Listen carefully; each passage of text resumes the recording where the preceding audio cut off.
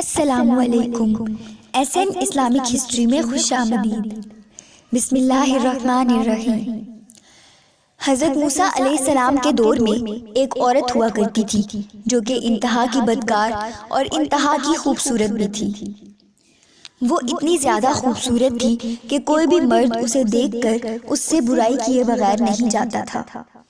اس عورت نے اپنے گھر کو ایک محل سا بنا رکھا تھا جہاں پر ایک تخت بھی لگایا ہوا تھا اور وہ ہر وقت تخت پر بیٹھی رہتی اور اس کے ارد گرد ہر وقت مرد برائی کے لیے رہتے۔ ایک دن وہ اپنے گھر میں تخت پر بیٹھی تھی کہ ایک نوجوان کا وہاں سے گزر ہوا۔ وہ شخص نہایت عبادت گزار تھا اور اس کا شمار عابدوں اور زاہدوں میں ہوتا تھا۔ جب اس شخص نے عورت کو دیکھا تو اس کے ذہن میں اس عورت کی ایسی تصویر بن گئی کہ اس کا واپس جانے کے بعد کسی بھی عبادت میں دل نہیں لگ رہا تھا۔ اس شخص نے عورت کو ذہن سے نکالنے کی ہر ممکن کوشش کی لیکن وہ اس عورت کو اپنے ذہن سے نہیں نکال پایا۔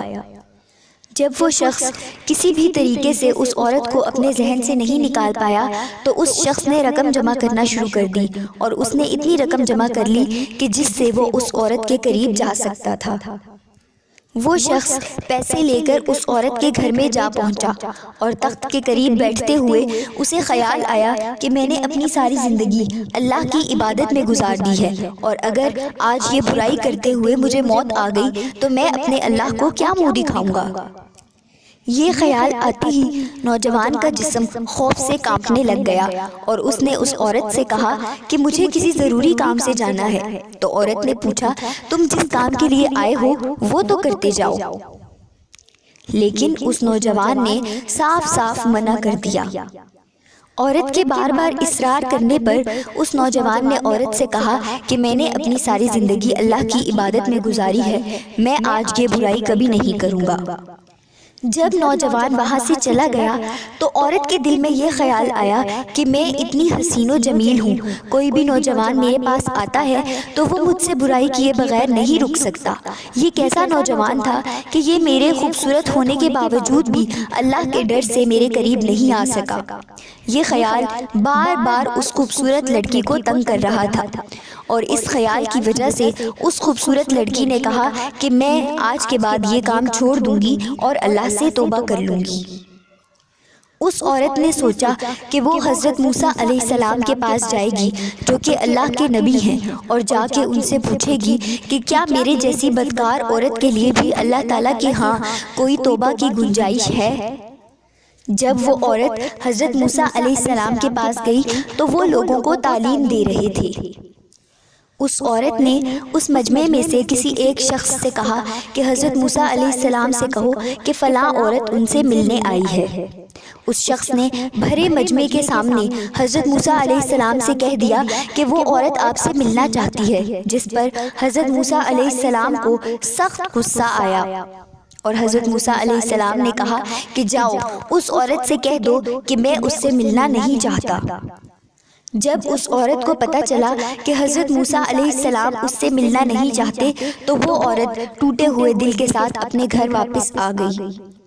وہ سارے راستے زاروں قطار روتی رہی اور اپنے دل میں یہ خیال کرنے لگی کہ شاید وہ اتنی بری عورت ہے کہ اللہ کے نبی بھی اس سے ملاقات نہیں کرنا چاہتے، اور وہ یہ سوچنے لگی کہ اب تو اس کی بخشش کبھی بھی نہیں ہو سکتی۔ گھر واپس آنے پر اس نے خود کو کمرے میں بند کر دیا۔ اس عورت نے کسی سے سن رکھا تھا کہ اگر اللہ سے معافی مانگنی ہو تو سجدے میں گر جاؤ اور تب تک معافی مانگتے رہو جب تک اللہ تعالیٰ تمہیں معاف نہ کر دے۔ اس نے ایسا ہی کیا۔ وہ عورت سجدے میں گر گئی اور زاروں قطار رونے لگی اور اللہ سے اپنے کیے پر معافی مانگنے لگی۔ ابھی وہ زاروں قطار رو رہی تھی اور اپنے اللہ سے معافی مانگ رہی تھی کہ دروازے پر دستک ہوئی۔ عورت کے دل میں فوراً سے خیال آیا کہ شاید کوئی مرد برائی کے خیال سے دستک دے رہا ہے، جس کی وجہ سے عورت نے اپنے دل میں یہ وعدہ کر لیا کہ وہ دروازہ کسی صورت بھی نہیں کھولے گی۔ لیکن دروازے پر دستک اور تیزی سے ہونا شروع ہو گئی۔ بالآخر اس عورت نے ہمت کی اور دروازہ کھولا تو کیا دیکھتی ہے کہ سامنے اللہ کے نبی حضرت موسیٰ علیہ السلام کھڑے تھے۔ اس عورت نے حیرانی کے عالم میں حضرت موسیٰ علیہ السلام سے پوچھا کہ اے اللہ کے نبی، میں آپ کے پاس آئی تھی اور آپ نے مجھے واپس لوٹا دیا تھا، اب آپ میرے گھر پر کیا کرنے تشریف لائی ہیں؟ تو حضرت موسیٰ علیہ السلام نے کہا کہ جب تم میرے پاس آئی تھی تو میں تبلیغ کر رہا تھا، تمہارے جانے کے بعد حضرت جبریل علیہ السلام میرے پاس آئے اور انہوں نے اللہ کا پیغام دیا کہ آج ایک اللہ کی بندی تمہارے پاس آئی تھی اور تم سے اللہ کے گھر کا راستہ پوچھ رہی تھی اور تم نے اسے واپس ہی لوٹا دیا۔ اور اللہ کا پیغام تھا کہ اللہ نے کہا کہ جاؤ اس بندی کے گھر جاؤ اور اس سے کہو کہ آج تمہاری توبہ نے اللہ کو اتنا خوش کیا کہ اس نے تمہارے تمام گناہ معاف فرما دیے ہیں۔ یہ سننے کے بعد اس عورت نے اگلے دن سوچا کہ اب اس بستی میں رہنا اس عورت کے لیے ٹھیک نہیں ہے، کیونکہ یہاں پر لوگ پھر سے اس کے بارے میں برائی خیال کریں گے۔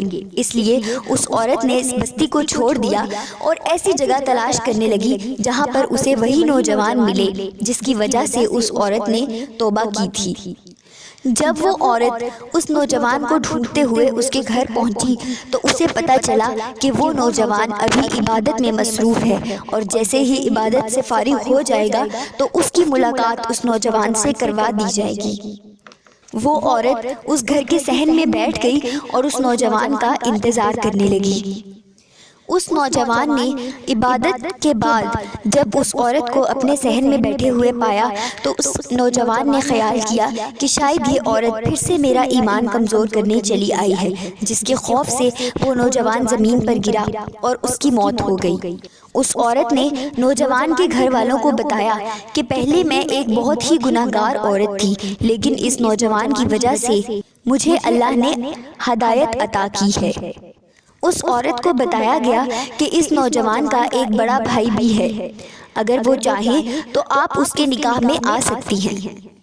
عالم دین کا کہنا ہے کہ اس عورت کا نکاح اس نوجوان کے بڑے بھائی سے کروا دیا گیا تھا، اور اللہ نے اس عورت کی توبہ قبول کرنے کی وجہ سے اس عورت کو 7 بیٹے عطا کیے تھے، جو کہ بنی اسرائیل کے بہت بڑے ولی اللہ گزرے ہیں۔ دوستو، امید ہے کہ آپ کو آج کی ہماری ویڈیو بھی ضرور پسند آئی ہوگی۔ اگر آپ کو ویڈیو پسند آئی ہو تو ویڈیو کو لائک کریں اور چینل کو سبسکرائب کر دیں۔